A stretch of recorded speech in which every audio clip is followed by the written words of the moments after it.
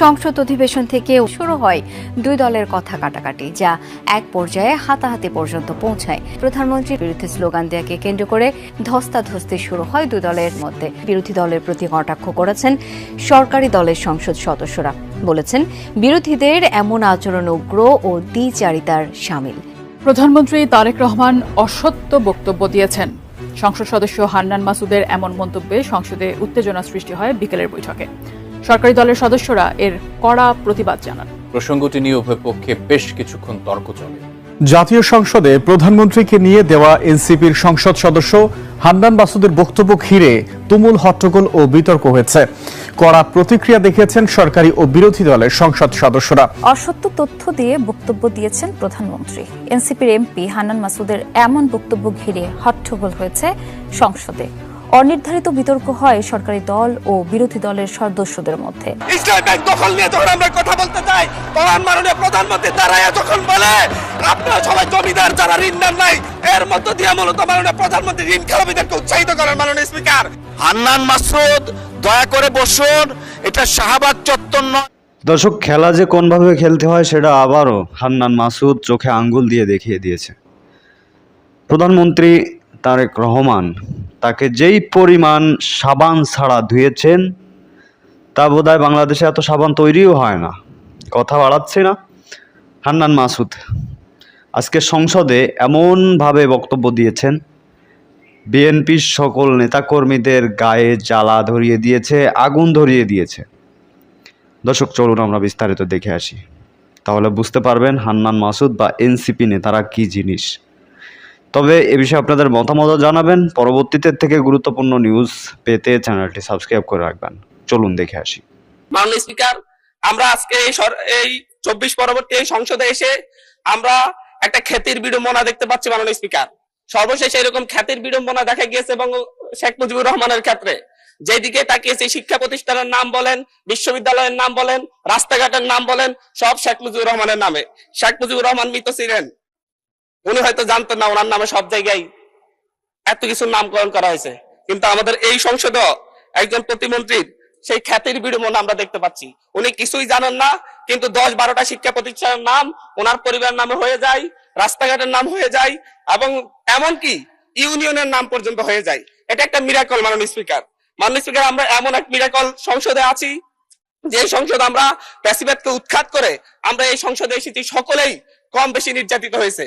কিন্তু আমরা দেখতে পাচ্ছি যে সীমান্ত হত্যা নিয়ে ভারতের দালালি যেভাবে হচ্ছে, ভারতের দালালি যেভাবে আওয়ামী সরকার করতো, ফ্যাসিবাদী সরকার করতো, ঠিক একইভাবে আমাদের এই সংসদের বিভিন্ন মন্ত্রীরাও একই ধরনের ভারতীয় ভাষায় কথা বলে।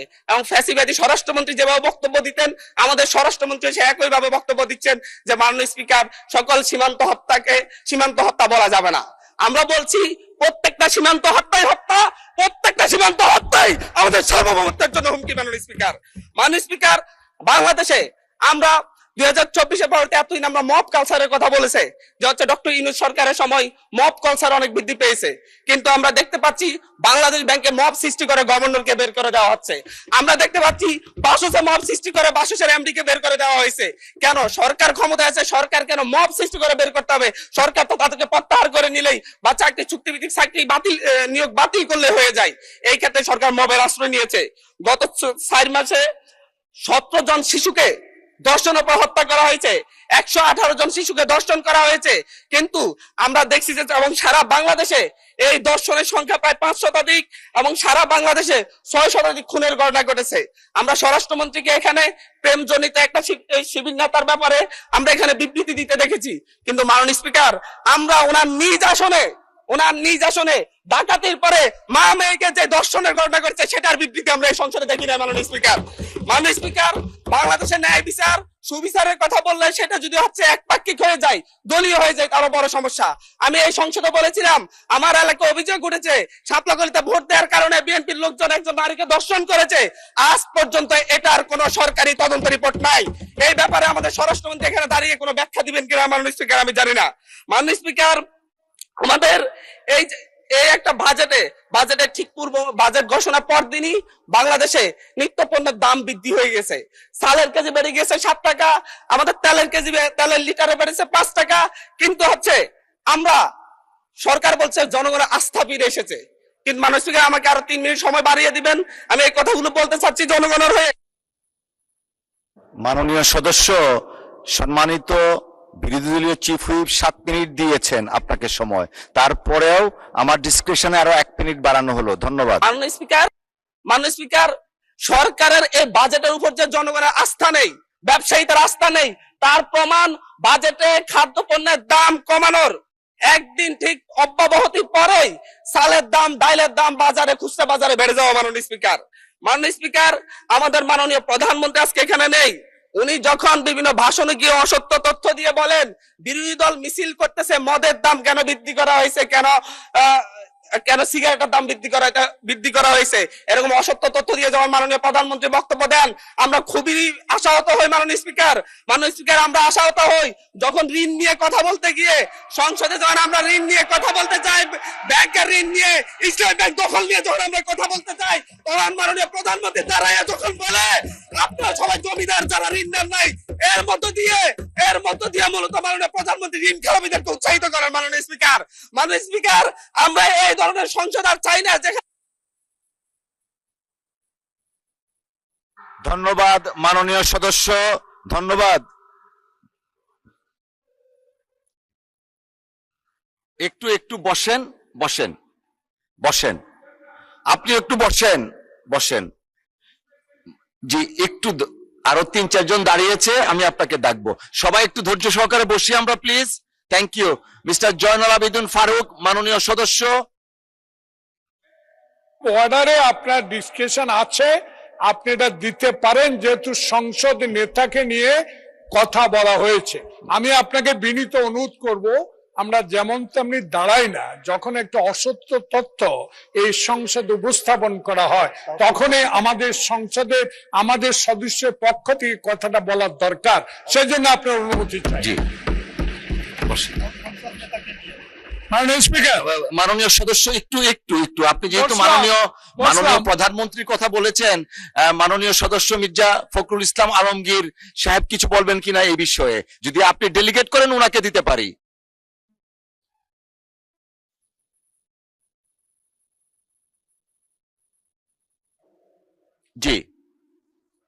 জি, জয়নুল আবেদিন ফারুক সাহেব। মাননীয় স্পিকার, 2 মিনিট আপনার জন্য, 2 মিনিট। আমরা এই সংসদকে কার্যকর করার জন্য উভয় পক্ষে একটা সম্মতিতে এসেছি। এই সংসদে কোনো অসত্য বাক্য উত্থাপন করা হোক বা এমন কথা বলা না হোক যে কথায় আমাদের মান সম্মান হানি হয়, সংসদ নেতাকে কটূক্তি করা হয়। এ বিষয়ে আজকে নতুন প্রজন্মের জুলাই আন্দোলনের নেতা, উনি আমাদের নোয়াখালী অঞ্চলের মাননীয় সংসদ সদস্য, উনি একটি বক্তব্য রেখেছেন। এটাতে আমরা খুবই ক্ষুব্ধ, কারণ আমাদের নেতা উড়ে এসে নাই। শহীদ প্রেসিডেন্ট জিয়াউর রহমানের সন্তান, দেশ নেত্রী বেগম খালেদা জিয়ার সন্তান। 16 বছর ধরে যিনি এই দেশের মানুষের গণতন্ত্রের জন্য, ভোটাধিকারের জন্য সংগ্রাম করেছেন। আজকে কোন লুটের ভোটে নয়, 10টা হুন্ডার 20টা গুন্ডার ভোটে নয়, একটা সুষ্ঠু ভোটের মাধ্যমে সংখ্যাগরিষ্ঠ অর্জন করে সরকার গঠন করেছে। তাই আমরা আজকে যে অসত্য সংসদ নেতা নিয়ে অসত্য কথা বলেছেন, এটা এক্সপান্স করার জন্য আপনার কাছে বিনীত অনুরোধ জানাচ্ছি।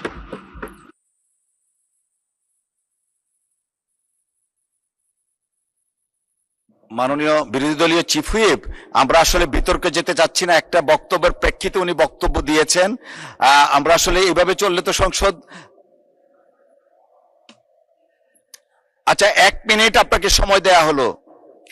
মাননীয় স্পিকার, এখানে মাননীয় সংসদ সদস্য দাঁড়ালেন, তিনি যদি স্পেসিফিক্যালি বলতেন কোন তথ্যটা এখানে অসত্য। উনি তো ওনার বক্তব্যের প্রেক্ষিতে বলেছেন, উনি কিন্তু ঢালাওভাবে বলে গেলেন যে বক্তব্য অসত্য কথা বলা হয়েছে। ওনাকে তো ফ্যাকচুয়ালি বলতে হবে কোন ইনফরমেশনটা এখানে ভুল ছিল। আর মাননীয় সংসদ নেতার কথা যদি বলেন প্রধানমন্ত্রীও ভুল করতে পারেন। প্রধানমন্ত্রী এই মাননীয় সংসদে দাঁড়িয়ে বক্তব্য দেওয়ার সময় স্লিপ অফ টাং হয়েছেন, উনি তার ভুল শুধরিয়েছেন। ওনার বক্তব্যের সমালোচনা করার অধিকারও বিরোধী দলের আছেন। ফলে উনি অবশ্যই, ওনাকে আমরা সম্মান করি, উনি জিয়াউর রহমানের সন্তান, খালেদা জিয়ার সন্তান, প্রাইম মিনিস্টার সংসদ নেতা, কিন্তু তার মানে এই না যে তাকে নিয়ে কোনো কথাই বলা যাবে না, তার কোনো বক্তব্যের সমালোচনা করা যাবে না। আমরা তো গণতন্ত্রের দিকে যেতে যাচ্ছি, আমরা কোনো ফ্যাসিবাদের দিকে আবার যেতে চাচ্ছি না। ফলে এটা যাতে মাননীয় স্পিকার আপনি বিবেচনা রাখেন সিদ্ধান্ত নেওয়ার ক্ষেত্রে। জি, মাননীয় মন্ত্রী মির্জা ফখরুল ইসলাম আলমগীর। ধন্যবাদ স্পিকার। আমাদের মাননীয় ডেপুটি দুঃখিত বিরোধী দলের হুইপ, যে চিফ হুইপ যে কথাটা বললেন, আমার মনে হয় এটা সত্য নয়, সঠিক নয়। কারণ আমাদের মাননীয় সংসদ সদস্য যে বক্তব্য দিয়েছেন, মাননীয় সংসদ সদস্য যে বক্তব্য দিয়েছেন বিরোধী দলের, সেই বক্তব্যের মধ্যে তিনি সুনির্দিষ্টভাবেই বলেছেন যে আমাদের সংসদ নেতা প্রধানমন্ত্রী তিনি অসত্য বক্তব্য দিয়েছেন। এটারই আপনার আমাদের মাননীয় সংসদ সদস্য জয়নাল আবেদীন এটা পয়েন্ট আউট করেছেন। প্লিজ লেট মি সে, আমাদের বলতে দিন। আপনার ফ্যাসিস্টের কথা বলেন, ফ্যাসিস্টের আচরণ তো আপনাদের কাছ থেকে আসে। You must allow us please, you must allow us to speak. আমি কথা বলছি, আপনারা কথা বলছে, আমরা কেউ কথা বলিনি। মাননীয় মন্ত্রী, মাননীয় মন্ত্রী এদিকে কথা বলেন অ্যাড্রেস করে প্লিজ। এটা হবে পার্লামেন্টে, এটা হয়। জি জি জি, আমি আপনাকে যেটুকু অনুরোধ করতে চাই, যে অংশটুকু অসত্য আছে সেই অংশটুকু দয়া করে আপনি এক্সপান্ড করবেন। কারণ আমাদের সংসদ নেতার বক্তব্য সম্পর্কে কোন অসত্য বক্তব্য এখানে মেনে নেওয়া যাবে না মাননীয় স্পিকার। ধন্যবাদ। ধন্যবাদ মাননীয় সদস্যবর্গ। আমরা হান্নান মাসুদ সাহেব, আপনার টাইম ইজ আপ, প্লিজ বসেন। এইভাবে সংসদে যখন খুশি তখন দাঁড়াবেন, this is not the norm. Please take your seat mister Hannan Masud. মাননীয় সদস্য দয়া করে আপনি বসুন, দয়া করে বসুন।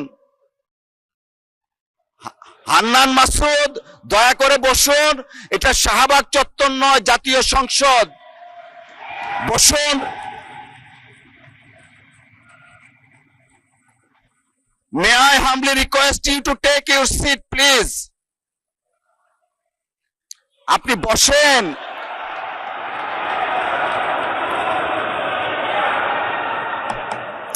মাননীয়